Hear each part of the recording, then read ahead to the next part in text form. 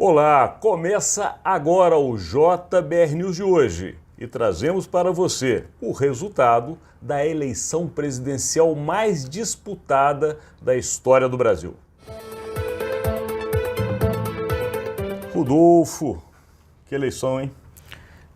Loucura, né? Impressionante. Loucura. A gente Muito falava que era apertado o voto, mas nunca se imaginava que chegando a mais de 95% das urnas apuradas ainda não se sabia o resultado.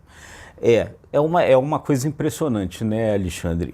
A gente tinha como eleição disputada, né, a eleição de 2014 entre a Dilma Rousseff e o Aécio Neves, inclusive a eleição, né, que depois o Aécio quis contestar o resultado. Contestou. Né? Naquela vez, a Dilma teve 51,6% dos votos, o Aécio teve 48,3% dos votos. Agora, Perfeito. Lula teve 50,9% dos votos e o Bolsonaro 49,1%, ou seja, cerca de 1%. O que separa essas duas eleições, que foi bom você colocar como comparativo, Rodolfo. Na questão Aécio-Dilma, que inclusive, como disse Rodolfo, o Aécio contestou a eleição, era mais ou menos 3%.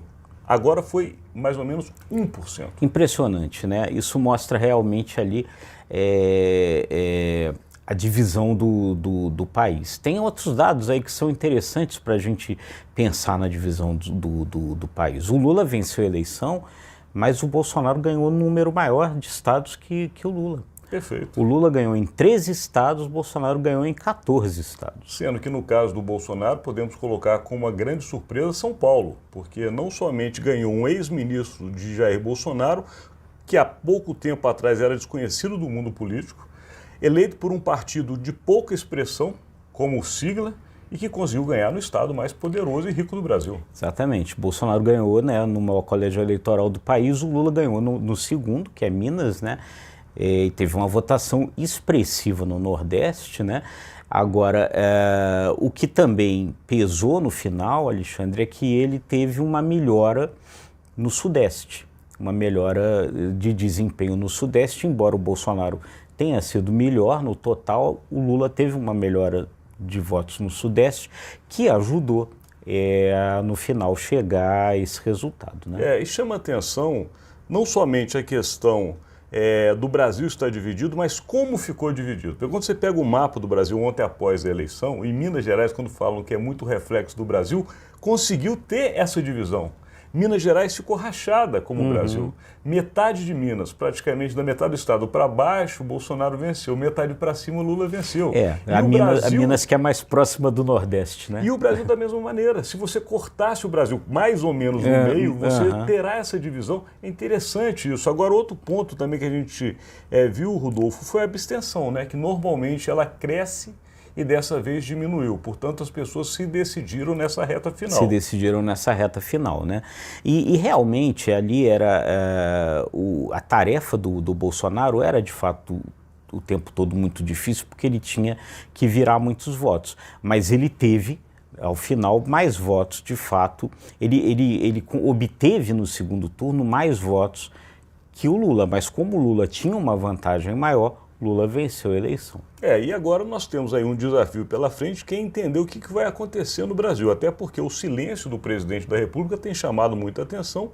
Normalmente, num caso como esse, ele já teria se manifestado, já se passou um dia praticamente, porque foi ontem a eleição e nós estamos no dia seguinte, o presidente até agora está em silêncio total. Não falou nada, né? Porque é claro, né, Alexandre, diante do resultado da eleição, fica claro que o Bolsonaro é uma liderança importante do país, né?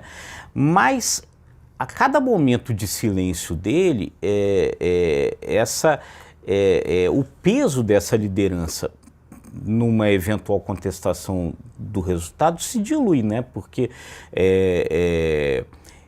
essa massa bolsonarista que ainda é forte fica esperando alguma manifestação dele que não vem, e o outro lado, o lado do Lula, vai se organizando, né? Eu acho que tem coisas importantes aí para a gente já ir concluindo, né? Desse resultado final, foi a capacidade que que o Lula teve de ampliação da candidatura para além do PT, né, nas últimas semanas, com figuras conservadoras entrando ali, né, Fernando Henrique Cardoso, a Simone Tebet, Marina Silva, e do lado do Bolsonaro, uma semana que começa com Roberto Jefferson recebendo a polícia a tiros e termina com a Carla Zambelli saindo às ruas empunhando revólver contra uma pessoa. Quer dizer, se você tinha por um lado a construção de algo que dizia assim, olha, o caminho da paz, o caminho da conciliação sou eu, o outro lado assim corroborou que talvez esse discurso fosse verdadeiro. Então acho que são dois momentos ali determinantes do resultado final da eleição. É uma coisa que tem que se pontuar, nós já chegamos ao final do nosso tempo, mas não podemos deixar de falar que o Brasil está dividido. O Brasil está dividido e essa pacificação depende dos dois lados. Não só do lado que ganhou, mas também do lado que foi derrotado. Afinal de contas, nós vivemos um momento de muito conflito no país, essa eleição foi marcada por conflitos de todos os aspectos e agora a gente sabe, o Brasil está de fato dividido.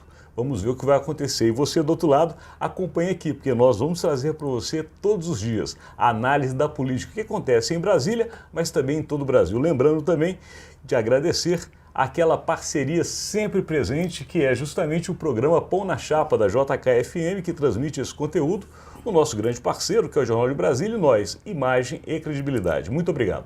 Até amanhã.